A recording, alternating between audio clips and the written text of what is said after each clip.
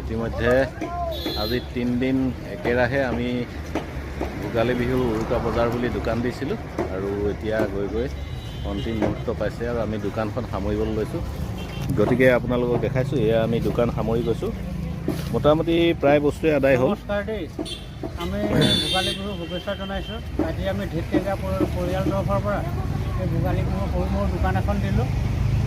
দোকান এখন দি মানুহৰ ৰাইজৰ লগত ধা ধেমালি কৰিলোঁ। কিবা ভুল হ'লে ক্ষমা কৰিব।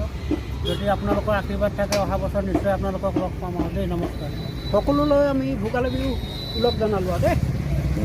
এতিয়া সামৰিছোঁ আৰু বজাৰখন সামৰিছোঁ, মানে যিহেতু আকৌ ঘৰতো বিভিন্ন কাম কাজ আছে বিহু বুলি। প্ৰায় বস্তু শেষ হ'ল, অকল চিৰা টোপোলা এটা থাকিলে আৰু এতিয়া অকণমান দেখুৱাই দিলোঁ আৰু। গতিকে এনেদৰে আমি আজি 3 দিনে সৰুপথাৰ বজাৰত এই ভোগালী বিহু বুলি দোকান দিছিলোঁ। বৰ্তমান সামৰিলোঁ। পদশেষত সমূহ অসমবাসী ৰাইজক ভোগালী বিহুৰ আন্তৰিক ওলগ যাচিলোঁ। সকলো কুশলে থাকক, ভালে থাকক। ধন্যবাদ। দোকান সামৰি শেষ হ'ল। জেগাডোখৰত যিমান জাবৰ আছিলে আমি চব গোটাই আনি পলিথিনত এয়া ডাষ্টবিনত পেলাই দিলোঁ। আপোনালোকক দেখুৱাই দিছোঁ। অকল যে আমি দোকান দি পেলাই অকল পইচাৰ ক্ষেত্ৰতে অকণমান ব্যস্ত আছোঁ সেয়া নহয়।